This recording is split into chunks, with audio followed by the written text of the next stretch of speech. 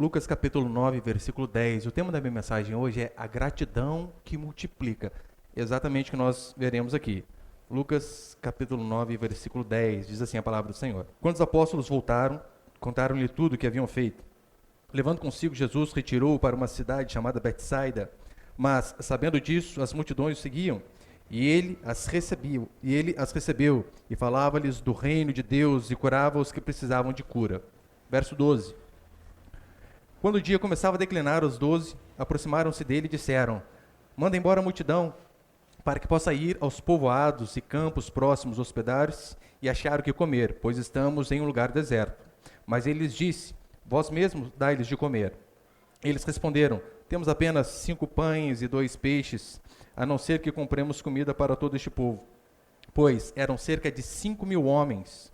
Então ele disse a seus discípulos: fazei sentar-se em grupos de cerca de 50. E eles fizeram e mandaram que todos se sentassem. E tomando os 5 pães e os 2 peixes, Jesus ergueu os olhos ao céu, abençoou, ou talvez deu graças, dependendo da sua versão, e os partiu. Depois entregou aos discípulos para que os servissem à multidão. Todos comeram e ficaram satisfeitos, e dos pedaços que sobraram foram recolhidos 12 cestos. Olha para cá, por favor. Essa passagem aqui você vai ver no Evangelho de Mateus, Marcos, Lucas, que nós lemos, e também no Evangelho de João. Alguns têm uns detalhes a mais ali, como, por exemplo, no Evangelho de João vai dizer que Jesus ordenou que eles recolhessem o que sobrou. Nós vamos ver que ali existiam 5.000 homens, sem tirar mulheres e crianças, levando-se em conta que o povo tinha muito filho naquela época, coisa que nós devíamos seguir o exemplo. Havia ali 5.000 homens, com exceção de mulheres, sem contar mulheres e crianças. E no Evangelho de Marcos vai dizer que um dos discípulos diz assim: seria necessário 200 denários para comprar pão para todo mundo. Um denário era o equivalente a um dia de serviço de um trabalhador comum. Ou seja, se pegarmos o salário mínimo e dividirmos por 22 dias úteis, daria cerca de R$ 1.100 mais ou menos só de pão. Ou seja, os discípulos tinham apenas 5 e 2 peixes, por isso o desespero. E é interessante que no Evangelho de Marcos vai dizer assim, que Jesus com seus discípulos trabalhavam tanto que eles não tinham nem tempo para comer, e então Jesus aqui ele faz o que? Ele chama os discípulos à parte e diz assim para eles: descanso, hora de descansar. Sim, trabalhamos muito, mas todo trabalhador também deve descansar. Jesus se preocupou em levar o Evangelho às pessoas? Óbvio que sim. Esta foi a sua grande missão. Só que ele sabia que tão importante quanto levar o Evangelho, ele sabia que os seus discípulos precisavam descansar e que seus discípulos também precisavam comer. Isso é essencial. Hoje nós vivemos um Evangelho que parece que se preocupa apenas com o espiritual. Óbvio que é o principal. Mas o espiritual está unido também ao natural. Os discípulos eram os espirituais, assim como nós. Todavia eles precisavam de descanso. E também precisavam comer. Necessidades básicas na vida de cada um. E Jesus aqui, ele se preocupa com o pão do céu, com o pão espiritual, mas também se preocupa com o pão da terra, do tipo, olha, essas pessoas precisam comer. Vocês precisam fazer alguma coisa. A fé cristã, ela de fato, ela engloba toda a realidade humana. Não somos aquelas pessoas espiritosféricas que vivem orando o dia todo. Uma vez teve um irmão que disse isso para mim, né? Olha, qualquer hora que você for à casa da minha irmã, ela vai estar orando. Eu falei, ô louco? É sério? E então ele disse que ele, antes de trabalhar, passou 5 horas da manhã na casa da irmã dele. Ela estava fazendo o quê? Dormindo, óbvio. Nós temos que saber que a Escritura, ela lida com todas essas áreas. A fé cristã, sobretudo, a realidade. O principal é o caminho do céu. Mas a Escritura nos ensina, e muito, como nós podemos viver bem aqui na terra. Um exemplo é o livro de Daniel. Lembra, o povo estava sendo escravo na Babilônia. Então o mandamento de Deus é o seguinte: trabalhem, cuidem do pomar, tenham filhos e procurem a paz da cidade. Mesmo o povo sendo escravo, Deus está falando, vocês precisam se preocupar com a paz da cidade, vocês precisam trabalhar e vocês precisam ter filhos. A Escritura vai ensinar a mim e a você como devemos ser salvos, sim. Mas ela também nos ensina como nós devemos administrar os recursos naturais, ou seja, o dinheiro ao qual vem a nossa mão aqui na terra. Se você é salvo, mas você é um mau administrador, você não vai para o inferno, óbvio que não. Não queremos em perda de salvação. Só que, todavia, mesmo um crente de verdade, que administra mal a sua vida financeira, ele pode viver um inferno aqui na terra. Ele pode viver com dor de cabeça por conta de finanças, por conta de não seguir os conselhos da palavra do Senhor. Nós vemos Sansão, servo de Deus, mas por conta de não dar ouvidos ao seu pai. Diz a Escritura que ele teve momentos muito difíceis. E essas coisas também se repetem em nossa vida. Mesmo sendo salvos, às vezes não damos ouvido aos pais, aos mais velhos, ao pastor, à palavra de Deus, e consequentemente teremos dificuldade. Porque o crente que não cuida bem da sua vida financeira, ele vai ver que toda a sua vida espiritual também é atrapalhada. Porque eu vou mostrar para você que dinheiro também faz parte de espiritualidade. Organização, é o que nós vemos aqui, faz parte da nossa espiritualidade. Daí você é cristão genuíno, só que você compra o que não deve, com o dinheiro que não tem, para impressionar quem não gosta. E depois reclama, tem demônio na minha vida. Não é, às vezes o demônio é você, que não sabe administrar bem a sua vida financeira. Você é mal organizado. E nós, quando somos mal organizados financeiramente, afeta todas as nossas áreas. Pessoas ficam doentes por conta de contas. Doentes. Daí, você está mal financeiramente, o que vai acontecer? Você vai ter problema com a sua esposa, com o seu marido. Porque se tem algo que tira a concentração do homem, é quando ele está vivendo. E aí então, você está prestes a vir ao culto e de repente chega a fatura do cartão. A sua esposa não falou, mas ela deu uma extrapolada. Você olha aquilo lá, você quase morre. E então, o que você faz? Você briga com ela. Você briga com ela na hora de vir para o culto, os dois não vêm. Você reparou como que um problema financeiro pode afetar toda a nossa vida? Toda ela, sem exceção. A vida é um todo indivisível. E aqui nós veremos que a chave para uma vida financeira saudável chama-se gratidão. Gratidão e organização. Essas coisas precisam andar juntas. Então, o primeiro princípio que nós vemos é o seguinte: ser grato é ser abençoado. No versículo 16, quando diz assim, olha, Lucas 10, 16. E tomando 5 pães e 2 peixes, Jesus ergueu os olhos ao céu e abençoou e os partiu. Algumas versões está, e deu graças, agradeceu. Por que algumas está abençoou e o outro está agradeceu? É porque aqui são sinônimos de fato. Abençoar e dar graças é a mesma coisa. Porque quando nós damos graças, o que a Escritura diz é que somos abençoados. Quando você é grato por aquilo que você tem. Efésios 5, Paulo vai nos ensinar como ser cheios do Espírito Santo. E olha como ele diz: com ações de graça. Quando você é grato, o que a Bíblia diz é que nós somos cheios do Espírito Santo. Exercita fazer o teste. Para de reclamar. Para de reclamar de tudo. Para de ficar murmurando. Você vai ver se você não vai ser uma pessoa mais feliz, uma pessoa mais cheia do Espírito Santo, uma pessoa mais agradável. Você já trabalhou com gente que vive reclamando? É terrível. Às vezes você está bem, mas você fica do lado da pessoa. Gente, nossa, você fica mal. Tem um rapaz lá na rua de casa que assim, eu vejo que ele está vindo perto de mim, eu corro para o outro lado, né? Porque de manhã, normalmente, eu fico lendo ali na frente de casa, e meu filho fica andando de carro ali, ele começa a chegar perto, Arthur, vamos entrar, filho, tá na hora de entrar. Porque ele chega e já começa. É porque a época que eu nasci era mais difícil. Porque hoje em dia o emprego está complicado, porque as coisas hoje estão mais difíceis. Eu saio dali, eu chego em casa assim, ó. Sabe o que aconteceu? Eu estou amargurado. Faz mal. Em relação a mim e a sua vida também. Exercita parar de reclamar.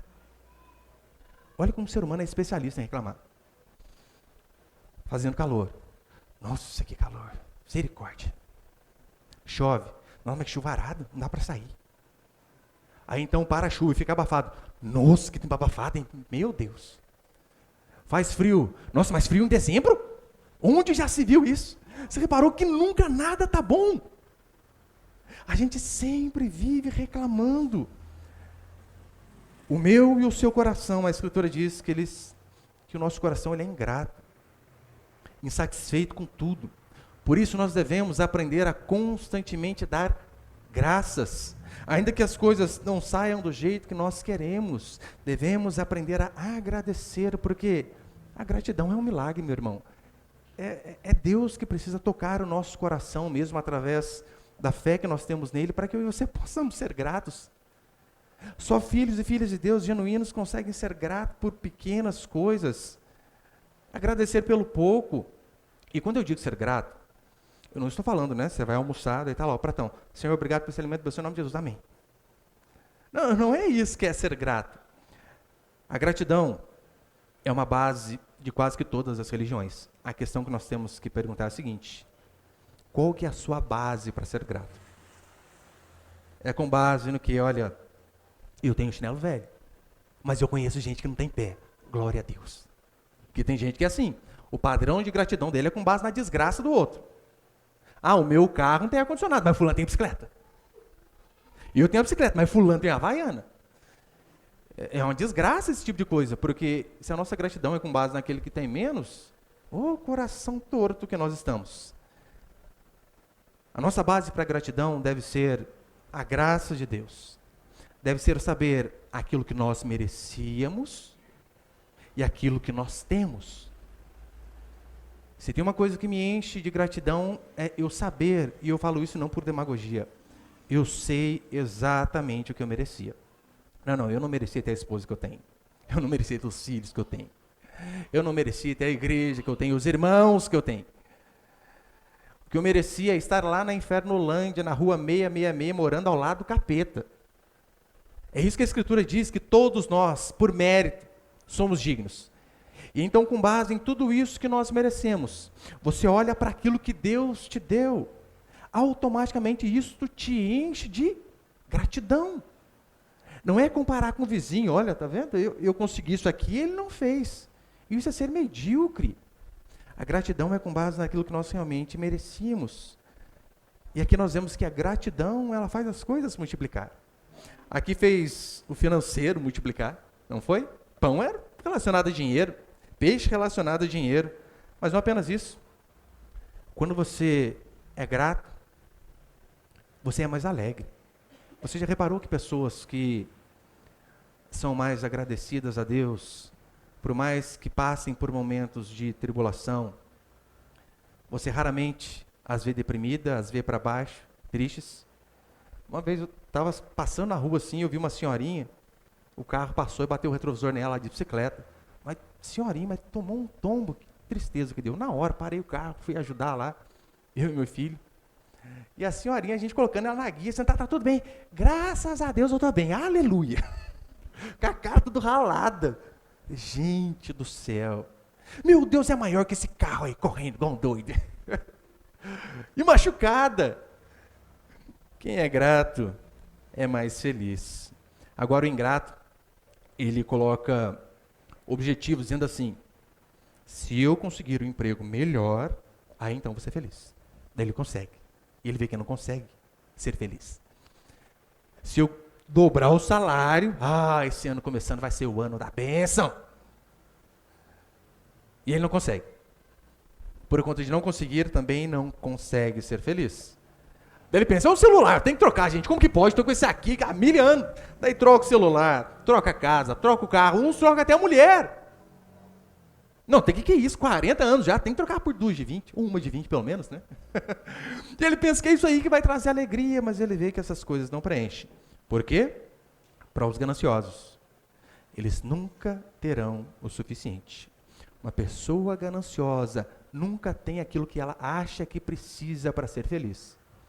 Um exemplo que eu sempre dou é de Rockefeller. Ele era o homem mais rico de sua época, e então perguntaram assim para ele, o homem mais rico do mundo. Rockefeller, quanto mais de dinheiro você precisa para ser feliz? Sabe qual foi a resposta dele? Só mais um pouquinho. Só mais um pouquinho. Você reparou que, por vez, nós somos assim? Às vezes você morou a vida inteira numa casa de 2 cômodos, e você pensa, puxa, 2 quartos para mim é seu sonho. Daí você muda para uma casa com 2 quartos. Puxa, mas não tem suíte, hein? O dia que eu tiver uma com suíte. Daí muda. Esse calor, piscina seria tudo. Coloca a piscina. Mas ar-condicionado nos quartos, né? Não dá, muito quente.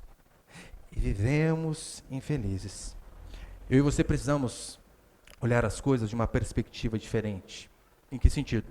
Às vezes nós vemos a mesma situação, pessoas passando pelo mesmo problema, só que por conta de olhar por uma perspectiva diferente, elas passam por aquilo de uma forma também diferente. De vez em quando lá em casa nós assistimos aquele seriado antigo, né? Todo Mundo Odeia o Chris. Você sabe, né? Tem o Július lá, um brutamonte, que é a mulher que manda. Só tem tamanho, a mulher que governa a casa ali. E tem um episódio muito interessante que o Július está triste, reclamando da vida, né? E a mulher dele, a Rochelle, chega assim: te apruma, rapaz, você tem 2 empregos, você tem uma boa casa, você tem 3 filhos, você não tem motivo para estar triste. E ele diz: é mesmo.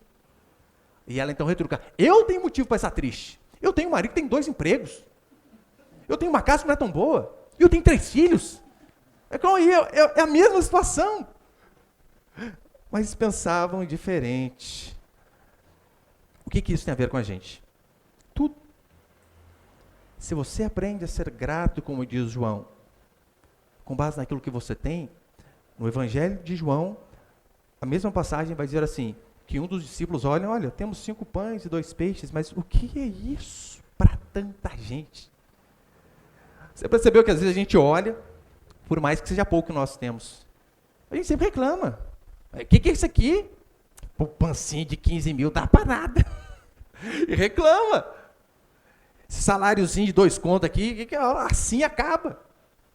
E vivemos reclamando. Você não acredita que Deus pode fazer com que você se contente com pouco? Ora, Deus pode. Você deve orar e batalhar para ser mais próspero.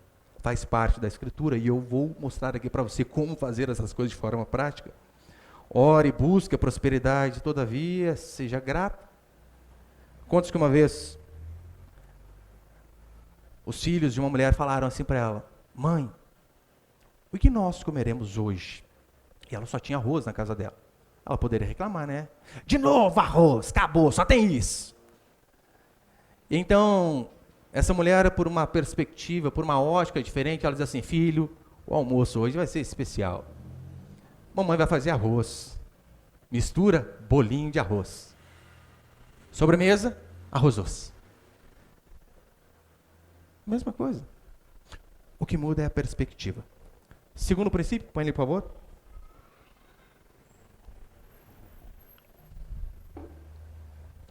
Segundo, nós vemos uma vida de milagre. O relato aqui é de algo fabuloso. Eu não consigo nem imaginar como foi essa multiplicação de pães e peixes. Mas imagina o seguinte: aquele monte de gente, 5.000 homens, fora mulheres e crianças. Se metade fosse casado, 7,5, se cada um tivesse uns 3 filhos, você multiplica aí. É muita gente. E então, 5 pães e 2 peixes, se fosse você para multiplicar, meu irmão, Jesus falou para você: ora aí para multiplicar. Que jeito que você ia orar? Agora, Senhor!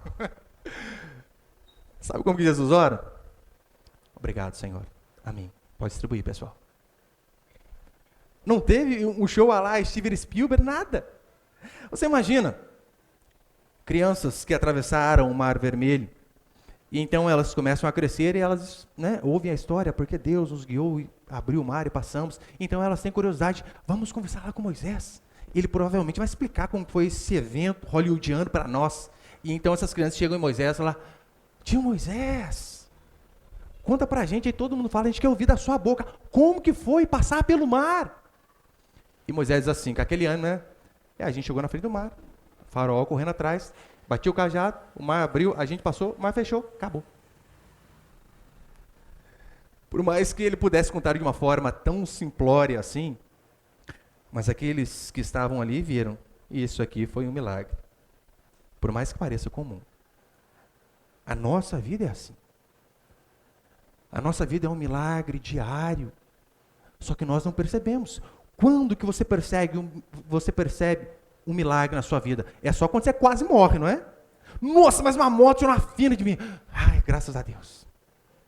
Mas a nossa vida constantemente é um milagre, por mais comum que seja. Queridos, acordar, fazer refeições, Vir ao culto, você tem noção do tanto que Deus livrou você para que você chegasse aqui? O trânsito é uma loucura, ainda mais nessa época de festas, final de ano. Uma vez eu vi uma pesquisa dizendo que a maioria dos acidentes de trânsito se dá por conta de brigas domésticas. Você não tem nada a ver com o negócio, o cara briga com a mulher dele e faz o quê? E bate no seu carro. Ainda mais agora, né? Essa época de festa, você sabe como que é. O pessoal bebe muito, os homens principalmente, bebe. Por que tem muito acidente? Porque os homens bebem e fazem o quê? Põe a mulher para dirigir. Cadê, irmãs?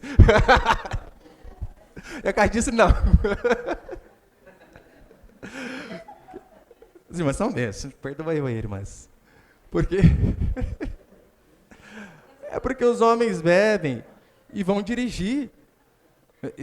Brincadeira com as irmãs, mas eu sei, as irmãs são muito mais zelosas, né? Eu falo de sacanagem mesmo, porque isso é provado, né? É estatística. A gente que é homem é meio voado, agora as mulheres são mais cuidadosas, vai dar ré. Se dá para dar ré, não dá, se não dá, fica ali mesmo. Chama alguém para estacionar, né? São mais cuidadosas. Mas repare, a nossa vida é um milagre constante, às vezes passamos por tantas dificuldades, só que nós acabamos que não reparamos. Uma vez perguntaram para um homem de Deus assim, eu não consigo ver Deus, e você? Ele respondeu, o meu problema é diferente. Eu vejo Deus em tudo que é lugar. Como pode? Em cada instante eu estou vendo o Senhor. A Bíblia aqui ela não vai descrever exatamente como este milagre aconteceu. Não precisamos nem saber. Não sei se, sei lá, né? A gente pode imaginar. Estava um saquinho com pão lá, começa a dar pão para os outros. Aí eles começavam a dar pão ali e não tinha fim o pão. Não sei. Não sei se Jesus chegava com uma pessoa perto dele, puxava um pão da orelha e dava para a pessoa. Não interessa.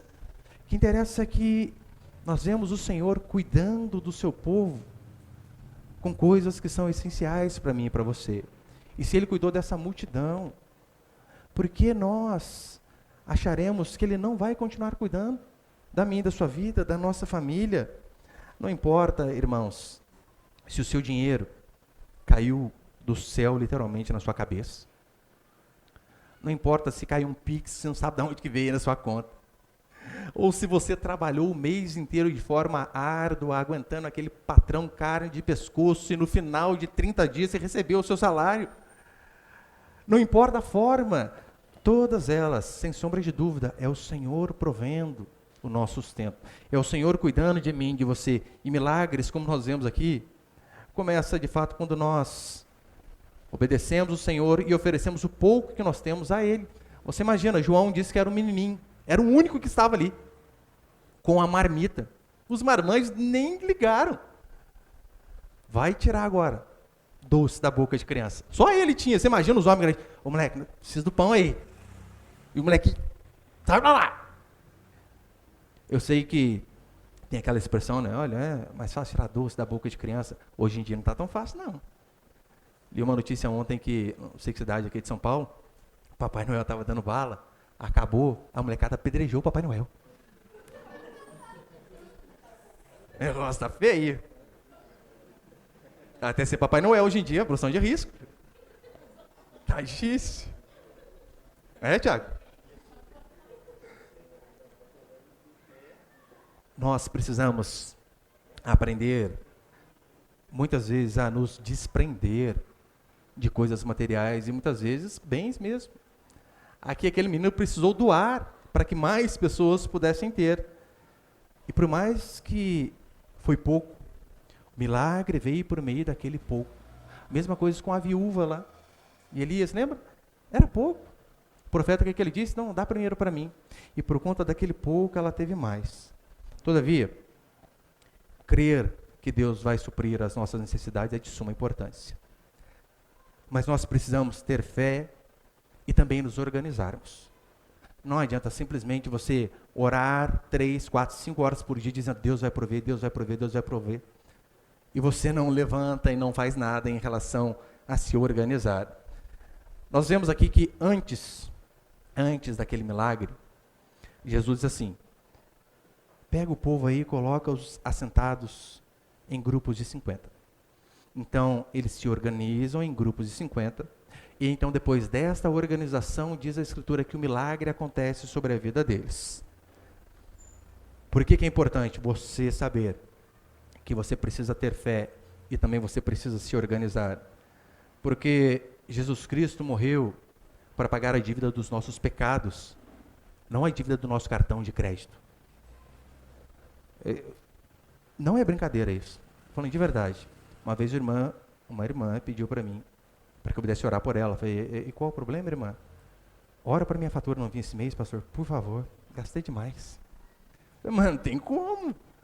Você gastou agora, você vai ter que arcar com a consequência. Jesus, ele tirou a nossa culpa quando ele morreu na cruz. Ele não tirou a nossa inteligência.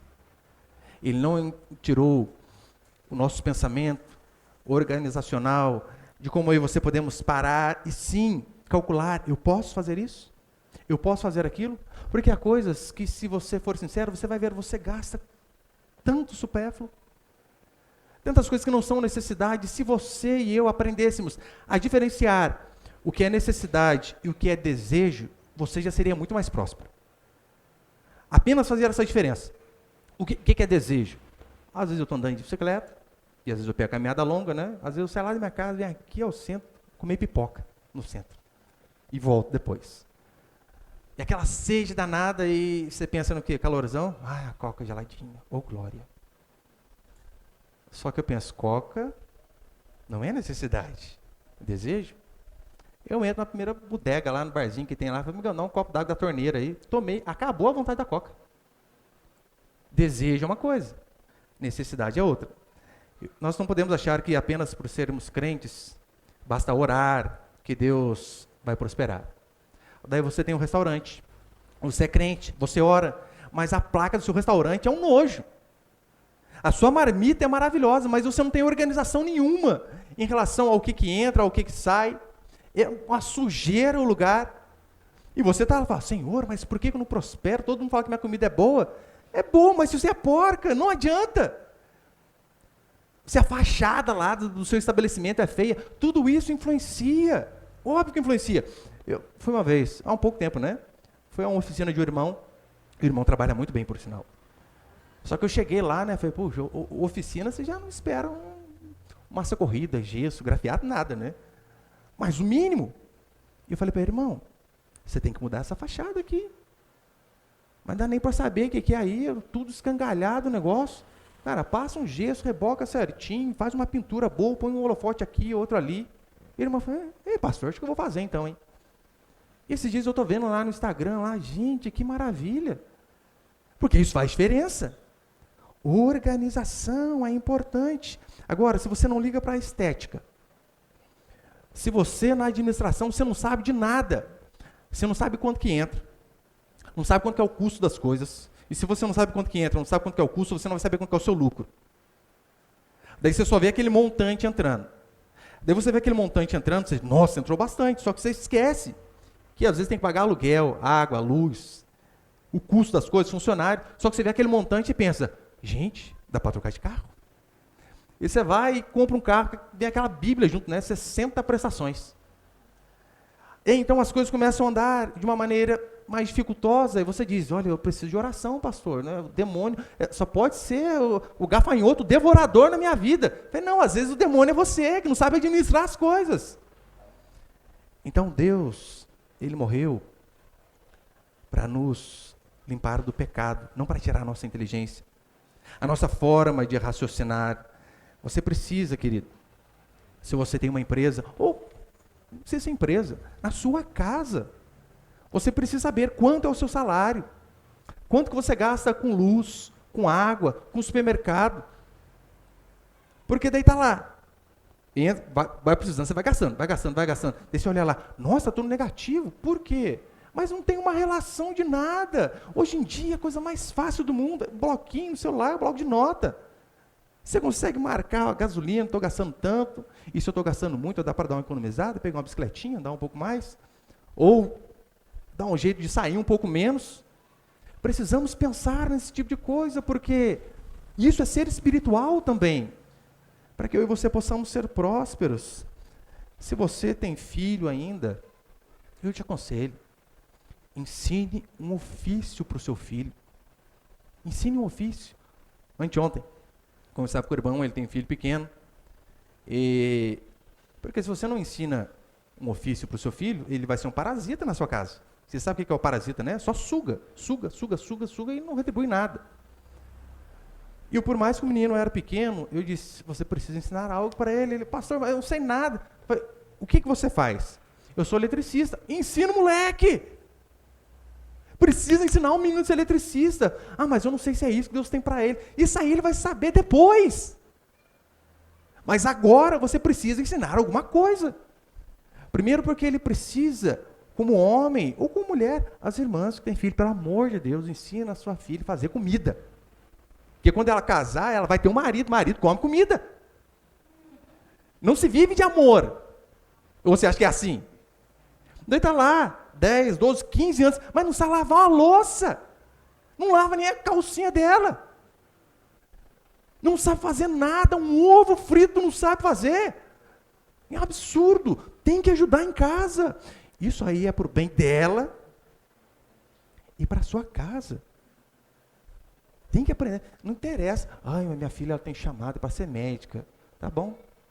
Ela vai esterilizar as coisas lá no consultório, mas vai lavar a vasilha aqui também. Faz parte de lavar, esterilizar faz parte. Ó, esteriliza a vasilha do almoço.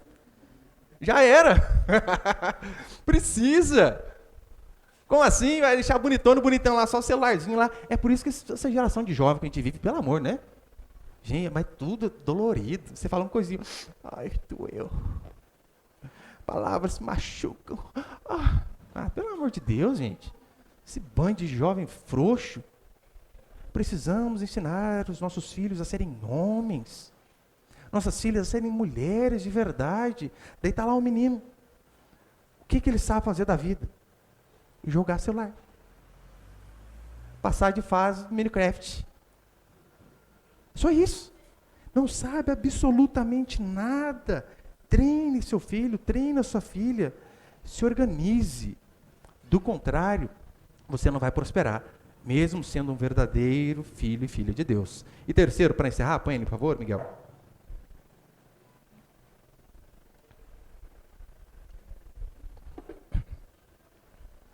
Terceiro princípio, desperdício é pecado. Como eu disse, no Evangelho de João, nós vemos Jesus dando a ordem. Recolham o que sobrou. Então eles recolhem 12 cestos cheios. Ou seja, o café da manhã do outro dia já está garantido. Isso não é sermão de vaca. Isso é economizar. Semana passada, eu acho, né? Estava na pizzaria lá com os irmãos. E a gente está comendo pizza lá e sobrou metade de uma coca. Eu e a Camila parecia faroeste. A coca assim, sabe quando você arranca a arma assim para ver quem pega? Deu, Camila, você vai ou eu vou? Posso, eu vou pegar. Pegou. É assim mesmo. Se eu não pegasse, eu levava. Agora tá lá, sobra 2 pedação desse tamanho, o que você faz? Ai, deixa aí, vergonha, né? Mandar embrulhar e levar para casa. Que vergonha, querido. Chama eu vou e pego para você. Pizza no outro dia, de manhã, gelado, com café, é a glória. Só que o povo, não. Ai, meu Deus, o pessoal vai pensar que eu sou pobre. Mas você é pobre. Qual o problema das pessoas pensarem que você é pobre? Você é, criatura. Que pense, mas que pense com razão. Se é pecado viver atrás de riqueza, como a Escritura declara, também é pecado desperdiçar as coisas que Deus nos dá. Pecado, desperdício. Você sabe, quando você perde dinheiro, você está perdendo a sua vida. Por quê? Você precisa viver para que ganhe dinheiro. Então, quando você desperdiça dinheiro, você está desperdiçando o seu tempo que você demorou. Esse tempo que você está desperdiçando, você poderia ter gasto com a sua família, com as coisas da igreja. Então é de fundamental importância que nós não venhamos a desperdiçar. Como eu falei, tem muitas pessoas que são avarentas, né? Deus me livre, não vá para esse caminho. Tem pessoa que vai à praia com o sorrisal na mão, volta inteirinho, intacto o negócio, né? Não abre para nada. A avareza em si é pecado, daí está lá. Você tem dinheiro. E mesmo tendo condição, você compra o pior, isso é ser avarento. Você tem condição, daí você compra aquele Havaiana, imitação de 10 contos, pela glória, né? Ganhei daquele uma vez. Gente, é do diabo aquilo lá. Eu lembro que eu andava assim, né? A sola ficava, o meu pé estava no meio do caminho, assim, já a sola ainda estava aqui. Daí na hora que meu pé estava quase chegando lá na ponta, a sola descolava e vinha, pau, batia. Eu andava quase tropeçando no negócio assim, né? Terrível. Uma coisa, você não tem, se é aquilo que dá, compre. Mas você tem condição, não podemos ser avarentos. Puxa, eu não tenho problema nenhum com isso. Quando chega o bazar, é minha época de ser feliz. Aqui que eu vou me esbanjar, vou gastar uns 10 anos de uma vez. Não ligo para essas coisas. Daí, né, falei, puxa, minha esposa tá lá, mas você tem que andar mais bonitinho, mais arrumadinho, né? Eu não posso, Raquel, eu sou pobre, né? Eu tenho que andar com o que dá. Aí então eu descobri uma loja que tem aqui perto da nossa cidade aqui.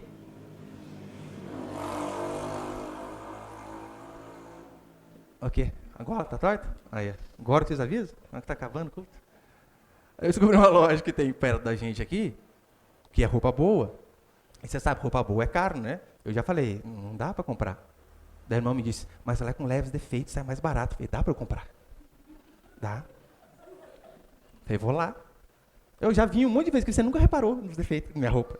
Vai olhando depois, claro, né? Qual o problema? Aqui tá desbotando aqui embaixo, dobrei a barra para dentro, acabou o problema. Coisa boa. Então nós temos que andar de acordo com aquilo que a gente pode. Por que muitos, sendo crentes, vivem enrascados financeiramente? É porque eles querem viver um padrão de vida que eles não podem seguir. Aí tem aquele adágio popular, né? Passarinho que acompanha João de Barro vira servente de pedreiro. Ou, né, passarinho que acompanha morcego dorme de cabeça para baixo. Não adianta, você tem que andar de acordo. Quantas vezes aqui? Às vezes acaba o culto, pastor, vamos sair. Eu falei, não dá. Por quê? Porque não tem dinheiro. Já foi minha cota esse mês. Só que às vezes a pessoa quer impressionar o outro, quer fazer as coisas e acaba se endividando. Nós devemos, sim, ter uma limitação para os nossos gastos. Só que para você ter essa limitação, você precisa ter o controle da sua vida financeira. Precisa, hoje em dia está tão fácil. Aprenda a se organizar, aprenda a se organizar. Eu sei que muitas pessoas, às vezes, desperdiçam demais, sabe fazendo o quê? Trocando coisas que não precisa. Já reparou? Você compra lá, qual que é o último iPhone que tem agora? Alguém sabe, não? 13? Dá lá, você tem o iPhone 13. Negócio lá que você vendeu o meu carro, você compra o iPhone 13. Aí então sai o iPhone 13S. Mas eu preciso desse?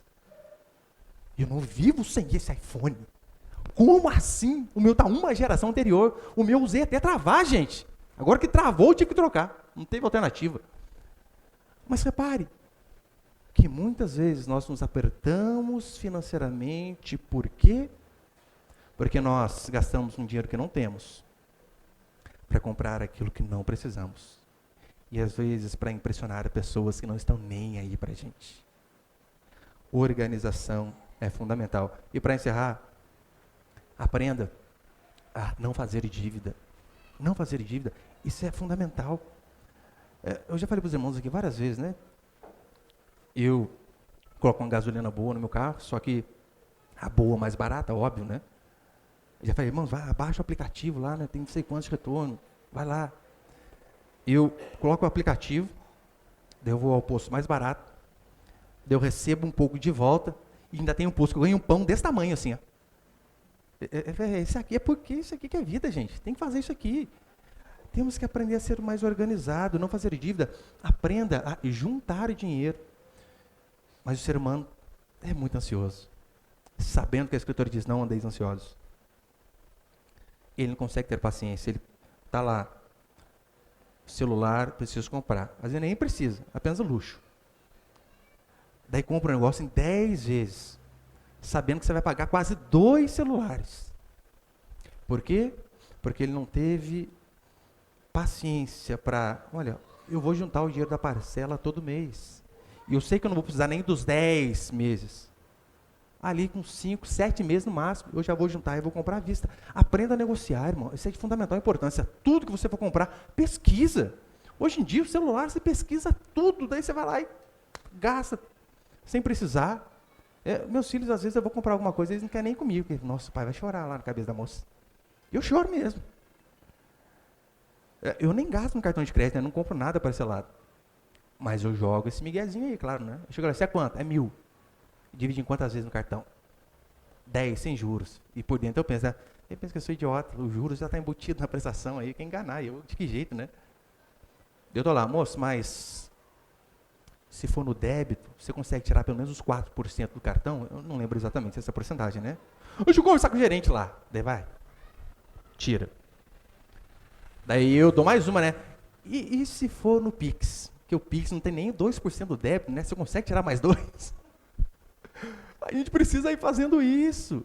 E negociando. Não, e se for no dinheiro? Eu, na maioria das vezes, eu levo dinheiro, mas eu faço todas essas negociações aí. Porque eu vi uma pesquisa uma vez dizendo que se você comprar tudo que você precisa à vista, tendo paciência e juntar dinheiro, você conseguiria pagar os estudos do seu filho, da escola primária até a faculdade, só com o valor dos juros que você economizou comprando à vista. Então precisamos exercitar, né? Fuja de tudo que é tipo de dívida. A única dívida que talvez seja uma dívida boa, nem assim é uma dívida boa, né? Mas para a maioria aqui, talvez seja a única solução. Financiamento de casa. Porque a maioria aqui é pobre. Para você juntar hoje 180 mil para você comprar uma casa, de que jeito, tendo pagando no aluguel? É impossível? Então, às vezes, compensa. Você vai, eu financio a casa lá, nem que eu pague mais, mas daqui a 30 anos, é igual a minha só falta 24. Pertinho de acabar. Mas eu sei que daqui a 24 anos, dos meus filhos, vai ser ainda, que eu seja vivo.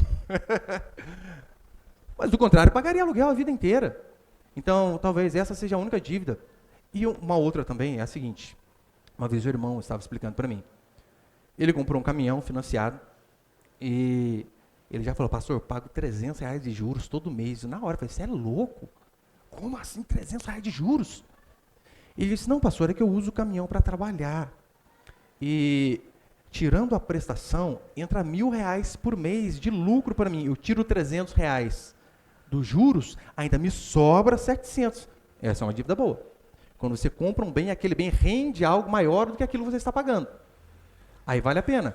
Do contrário, tenha paciência, irmãos. Seja organizado, e como diz aqui a Escritura, né, precisamos ter paciência, sermos prudentes, porque a finança fala muito da nossa espiritualidade. Domínio próprio. Domínio próprio. Às vezes, eu estou ensinando, o homem ele consegue resistir a tentações que muitos poderiam dizer que é impossível. Às vezes ele resiste à mulher do chefe ligando para ele, fulano, sai comigo, sou apaixonado por você, meu marido não vai estar em casa, vai estar viajando, vem aqui. Ele, Satanás, arreda, e desliga. Ele consegue resistir a isso. Mas liga a moça do Santander lá, esse é o banco, né? Santander. Liga a moça lá e diz assim, olha, nós temos um crédito aqui pré-aprovado para você. De quanto, moça? Um pouco mais, fala um pouco mais. E não resiste. Às vezes é você, irmã, que consegue resistir, apertar o pescoço do seu marido, porque ele sabe que ele é o cabeça da casa, mas você passa no centro e vê uma placa grandona, escrito 10 e sem juros, até tremedeira. Ai, meu Deus, preciso comprar. Resista, devemos resistir a essas coisas. Domínio próprio faz parte de espiritualidade. Então, não queira impressionar as pessoas. Não gaste aquilo que você não tem. Tenha sempre uma poupança, isso é de fundamental importância, poupar. Mas a maioria dos brasileiros não tem um tostão furado na poupança. E imprevisto, você sabe, acontece, o próprio nome diz, é imprevisto, você não planeja. Daí o que ele tem que fazer? Ir lá no cheque especial, ficar devendo, maior tempão. Nós vemos aqui que Jesus recolheu 12 cestos cheios, deu trabalho, óbvio que deu.